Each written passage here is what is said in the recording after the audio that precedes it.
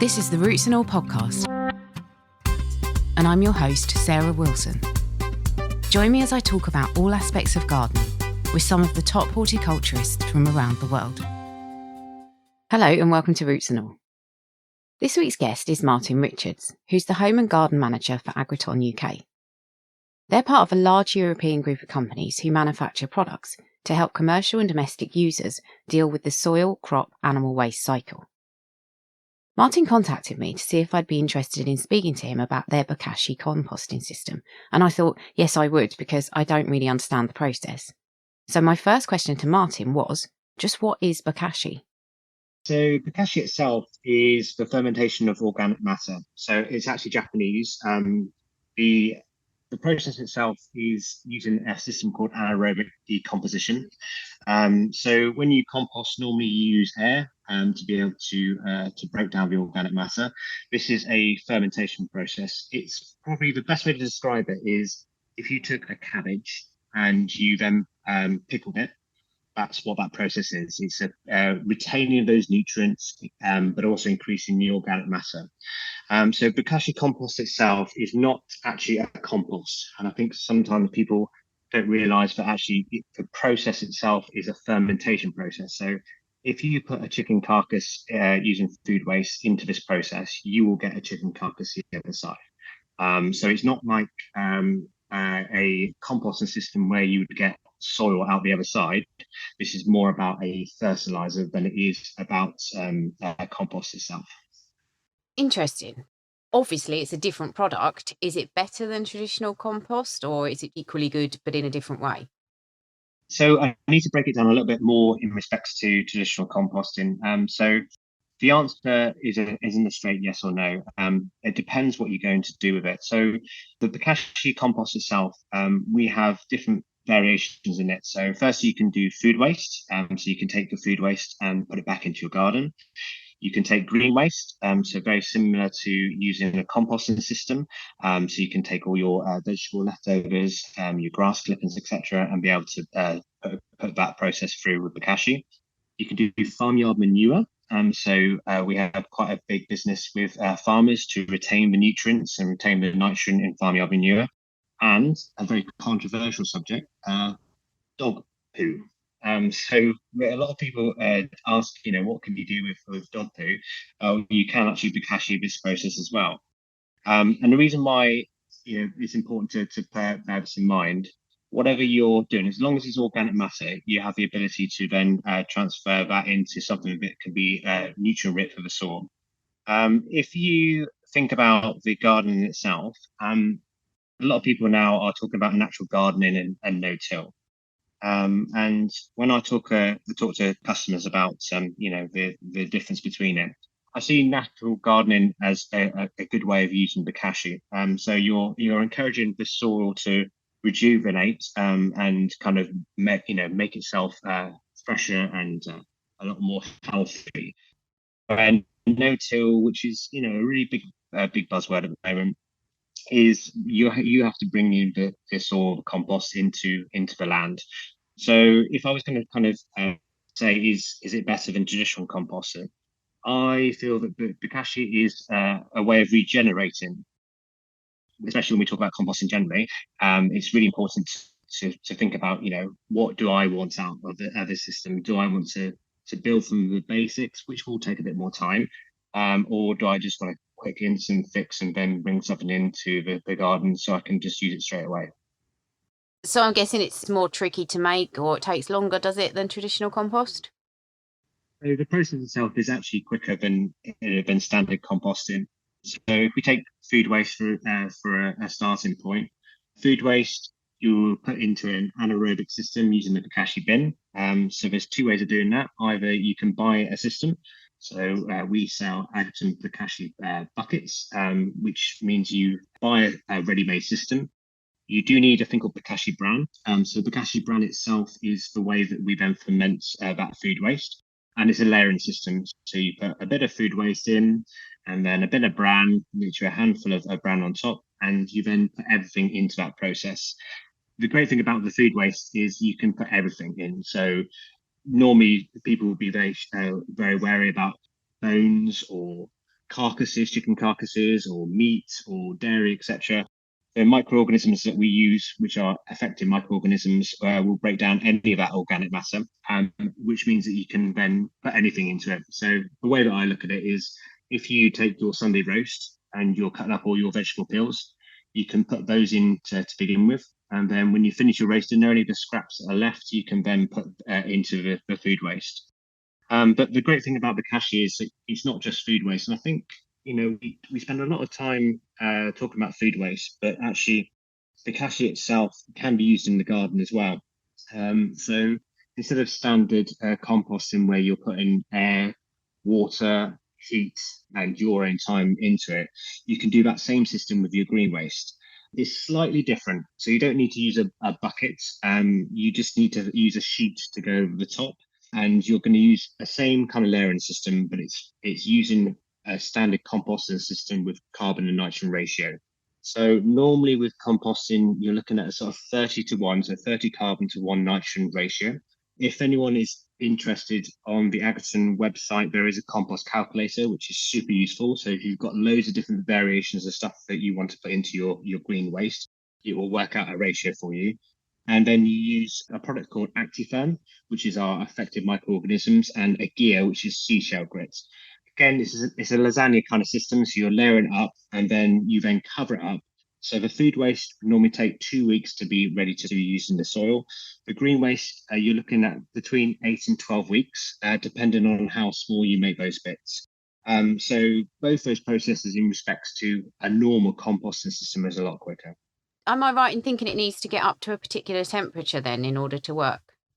So this is a great thing with Bokashi, because you're fermenting, you're not relying on heat for that process. So especially in the UK, although the weather's been very good for us the last couple of months, we do have a winter time where compost is very, very difficult to do. So the green waste and food waste is using a fermentation process. So the microbes themselves are based on a no heat system, which means you can run it 365 days of the year. So especially if you're doing green waste, it's a good alternative to composting. If you had like a large garden or a large site, would it be cost effective to do this at scale? I'm thinking, if you've got a very large compost bin or maybe 3 on the go at once, a big garden can generate a lot of waste. Is there a lot of kind of work involved in it and a lot of cost in terms of applying the additional things like the Bokashi bran? Is it practical at large scale? Yeah, and again, this is probably for a lot of people, this is something new. So as a company, all we've done is we've taken what's already happening in nature, and we've taken lactic acid bacteria, phototrophic bacteria, and yeast, and done a blend of 80 microorganisms to make a product that's easy to use. But as a company, we're part of a group called MRO. So the actual system itself was designed by a guy called Dr. Higa. To be a certified EM distributor, we have to follow the kind of standards that he sets. And it's not like those rules and regulations are there to control us. It's more to make sure that system works. And the reason why this is important is that, especially for the green waste, we will give anyone the tools to even brew their own Actifern.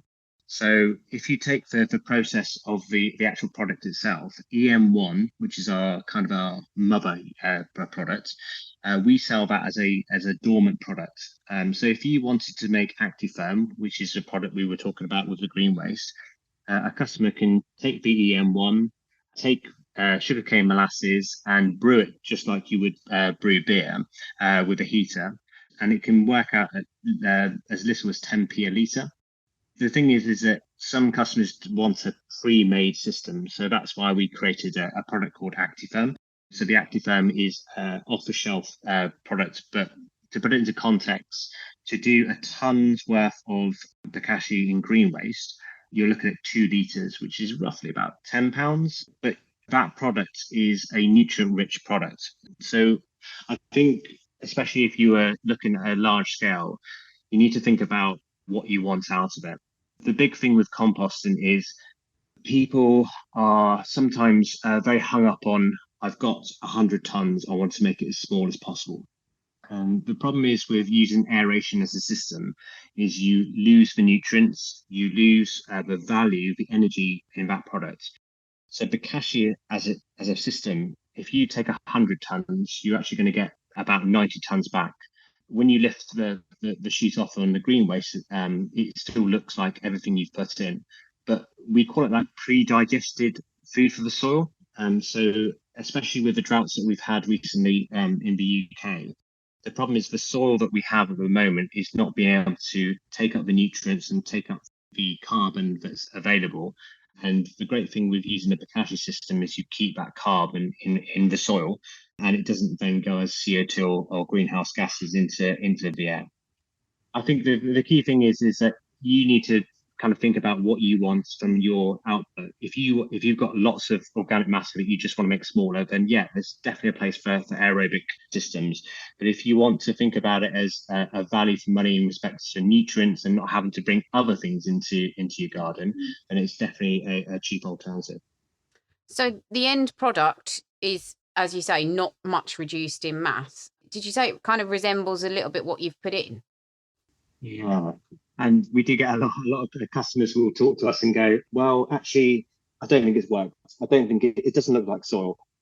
So if you think about it from a system, what we're trying to do, we're trying to retain all the nutrients. We literally are pickling that process. So the food waste and the green waste will look identical to what you put in. The thing is that you have a choice then of what you want to do with it. So, for example, food waste, the best way to kind of process it is actually to dig a trench in your garden and let the soil food web do the work. Worms love the system because it's got a low pH and it's pre-digested. I think, people forget that worms don't have teeth. So actually, if you think about the process, there's a lot of effort that goes involved to try and break down any kind of organic matter for wormeries, etc. And just to make you aware, if you want to use food waste in a wormery, again, worms would love that as a process. The green waste is exactly the same process. If you put a leak into that process, after 8 to 12 weeks, it will still look like a leak. But when you then start to crush it with your hand, you'll see that the ligament, the actual structure of the leak, will start to be manipulated very easily. Both these systems, if you put that organic matter back into the soil food web will do what it needs to do. But you can then add it to an aerobic system. So let's just say that you've got a compost pile that you've been nurturing for a long period of time with water, with heat, and you're regularly turning it to try and get the best out of it. If you want to accelerate that, the microorganisms we use are what we call facultative. So they actually work in an anaerobic and an aerobic system.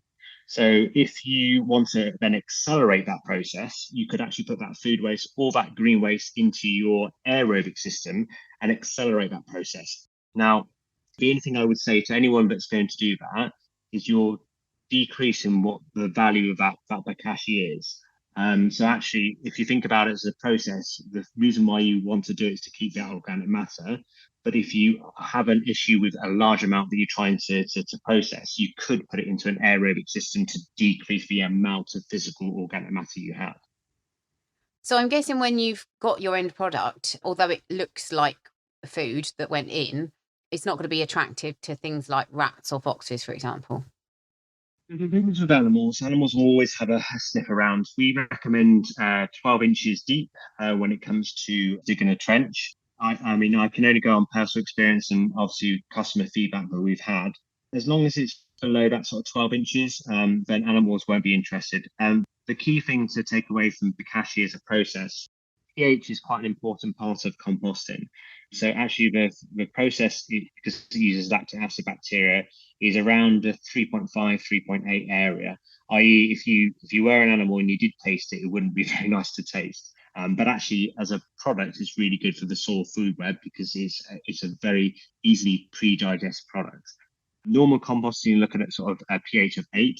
So let's just say hypothetically you did put food waste into an aerated system, which, there are other systems available, like the Jura system, where you can actually add carbon and you can add food waste to it and you can then rotate it. That is still food waste. And because you're not adding those microbes to then decrease the pH, then unfortunately we'll create an activity of rats and vermin, etc. So no, you won't get any issues with that.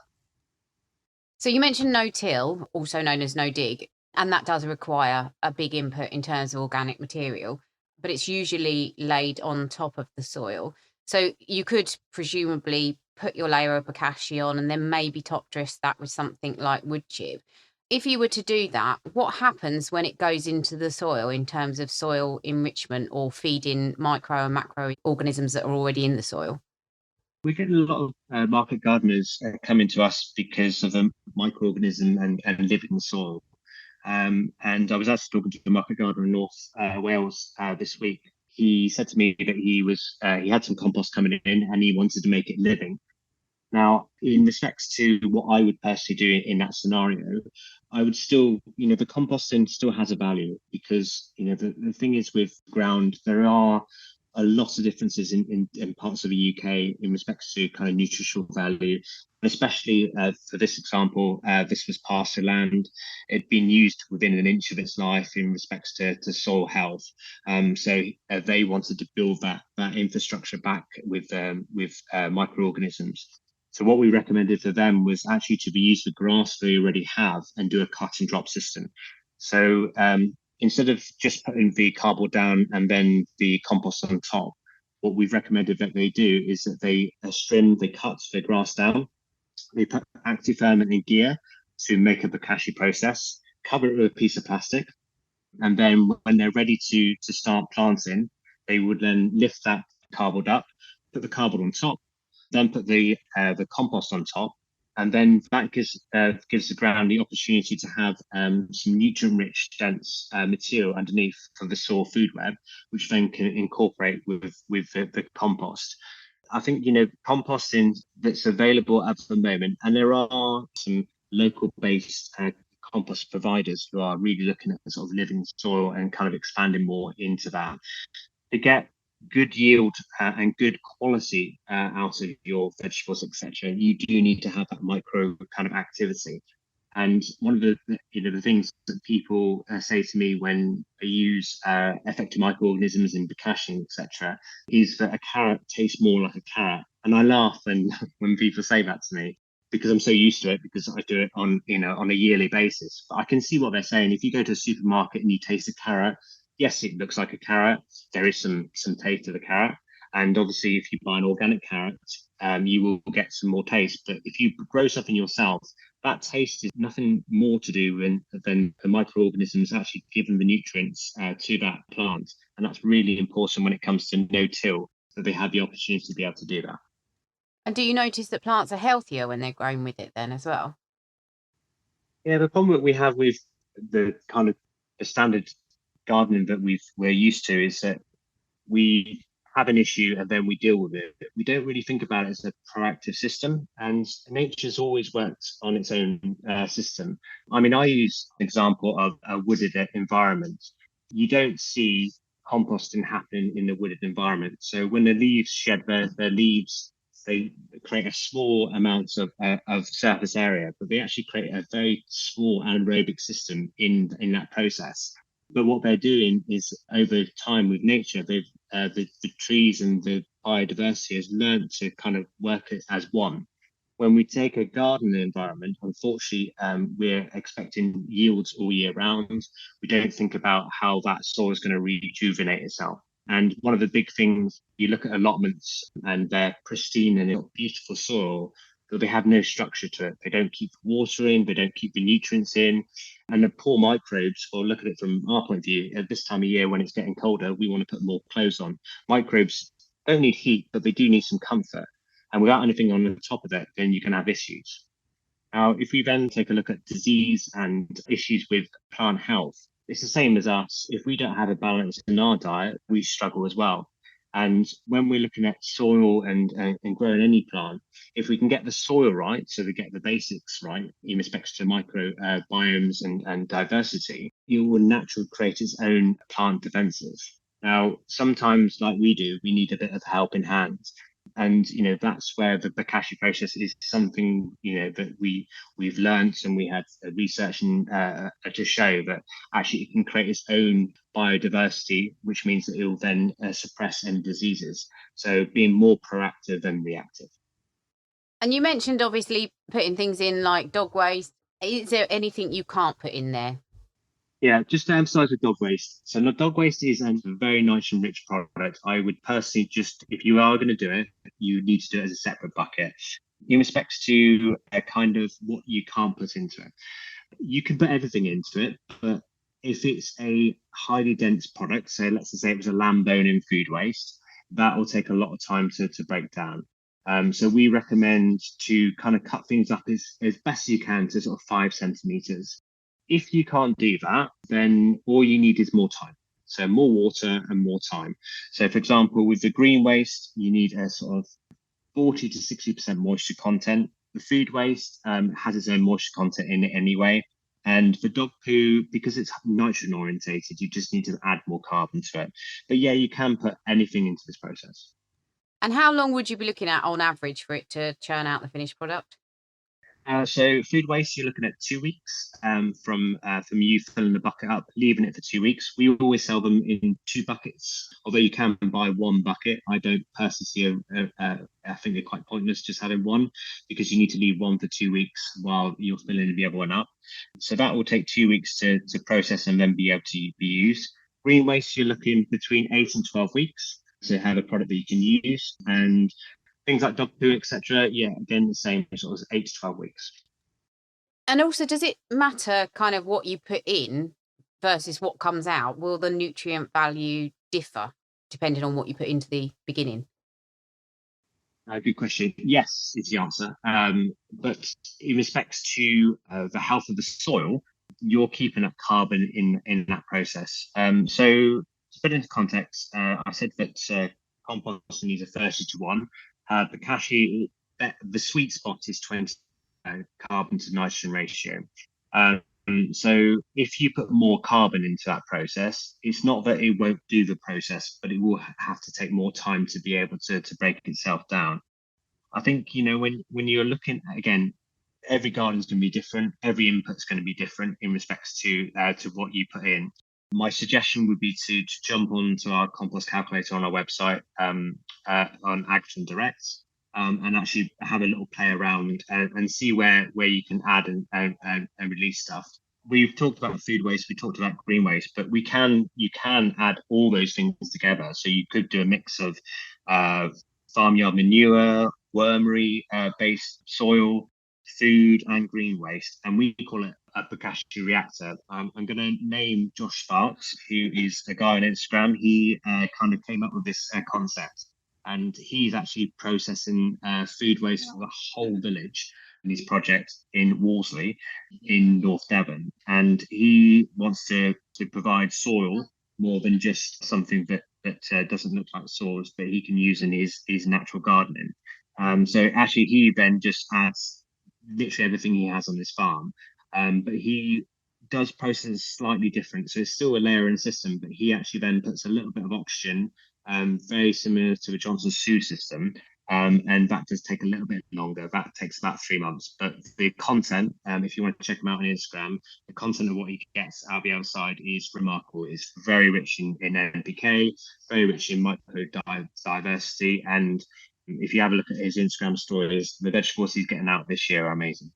Yeah, so obviously Joshua is a really good resource, as is your website, which you've mentioned, and I will put a link to it in the show notes. Are there any other resources that you'd like to recommend? And I'm thinking books or websites, anything like that. So I was going to make a recommendation. So we use a process called effective microorganisms, EM. Actually, the concept is nothing new. It's something that happens in nature.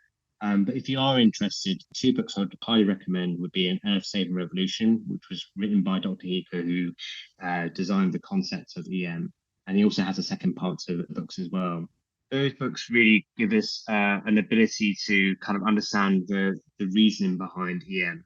As a company, we've taken the stead that all we want to do is utilize nature as best we can. And sometimes we have to mechanically do that, i.e. we have to bring some bits to nature together. And, one of our philosophy is the same as Dr. Heaper, is that if we can create the same outputs with nature, then that's great. If we can add more to it, so more diversity to it, then that will obviously create a better impact. Also, I'd like to say there is a lot of resources out there with composting networks. So I would always suggest have a look at your local composting systems. There are many systems. The two that I work with are Old Tree Soil, and they have their own, we call it a mycelium compost network. So if you want to learn more about composting generally, it's a super resource. They have got loads of information on all types of composting. I would highly recommend Tom there. The other one would be Soil Club. So Soil Club are based in Brighton. Again, they are really good at kind of bringing everything together. And, you know, one of the things I feel for the future is to try and think about local. You know, there's all very well having all these systems. So the Compost Club in Brighton, they've got a really good project going on, same as Old Tree Soil. And actually, they're sharing their resources locally. And, you know, that's really important to move forward. Thanks to you for listening, and thank you very much to Martyn for taking the time to try and explain Bokashi to me. I still have lots of questions about the process, so if anyone would like to come on the podcast and try and add to my knowledge of the alchemical process that is composting, do get in touch. What I would say is that after doing lots of research into composting and doing lots of it in practice too, is that eventually whatever you leave to compost down will turn into organic matter that you can use in the garden. If you have time to experiment and lavish that time and money on your heap, then more power to you. If you don't want to water your heap or feed it with purchased products or turn it because you like the fact that it's home to wildlife, if you don't want to worry about your ratio of greens to browns, and you don't mind if it takes a while to brook down, I can assure you that your pile will eventually become lovely black humus that you can put on your garden. I'm not a fan of overthinking or overcomplicating things, but what I am a fan of is keeping waste in your own garden and not depleting the organic matter that already exists within your system. If you can spare some space, bung any of your waste into a pile or stick it in an old compost bag, chuck it behind a wall, leave it behind the hedge, and as long as it's not really large pieces of woody material, when you go back to it in a year or two, it will be nicely decomposed, I promise you, and the wildlife will love it too. And if it's not, I'll refund you the purchase price of this episode. Dr. Ian Bedford is up next, talking about yet another rascal that wants to ruin your cabbages. Brassica is a genus of plants from the mustard family that we'll often refer to as our cruciferous veg and cabbage crops. A key feature of Brassica is their ability to metabolize biologically active compounds called glucosinolates. Glucosinolates, or mustard oils as they're also known, are high in nitrogen and sulfur and have become a component of the brassica's natural defense system, where they effectively regulate the feeding of warm-blooded herbivores, providing health benefits when eaten in moderation, but harming their digestive system when consumed in excess. But these glucosinolates also function as a powerful biopesticide that protects the brassica from many plant-feeding insects and microbial diseases. However, it's often the case that when a plant's defense system is effective against generalist herbivores, it also enables others to adapt and become specialist feeders of the plant. And this has certainly been the case with brassicas, where some species of insects have become troublesome crop pests that thrive on glucosinolates. And one of these is called the cabbage whitefly, Aleorodes prolatella. Adult cabbage whitefly look like tiny white moths. However, they're actually a sap-sucking insect that's related to aphids. Attracted to many different types of brassica, these whitefly congregate on the undersides of young leaves, where they pair and mate before laying clusters of eggs in circles. After a few days, the eggs split open to reveal a tiny nymph that pushes its needle-like mouthpart into the leaf and begins feeding on the sap. As it grows, the nymph sheds its skin, and in doing so, loses its legs. Unable to move, it remains attached to the leaf, whilst plant sap continually flows into its body. And whilst nutrients are absorbed through its gut, the waste is excreted as honeydew. But to avoid drowning in this sticky liquid, the nymph flicks it away using a spoon-like appendage at the end of its body, where the honeydew often contaminates the lower leaves, causing black, sooty moulds to grow. Eventually, though, after 3 or 4 weeks, the nymphs stop feeding, and their skins harden to form a shell, which later splits open to reveal the next generation of cabbage whitefly. Effectively controlling an infestation of these whitefly won't be easy, since numerous eggs will be laid on the younger leaves by adults that rapidly disperse when disturbed. However, regular applications of a non-toxic soap-based spray and removal of any old leaves where the immobile nymphs might be present could certainly help in reducing the infestation. You can download or listen to the podcast direct from the website rootsandall.co.uk. Please also check out my Patreon, where you can make a one-off donation or take out a monthly subscription to help support the podcast. Because if you enjoy the show, please help it continue. I also have a GoFundMe where you can make a one-off donation. Even a one-off donation of £1 helps, and I'll be really grateful for your support. So please go to Patreon or GoFundMe and search for Roots and All Podcast.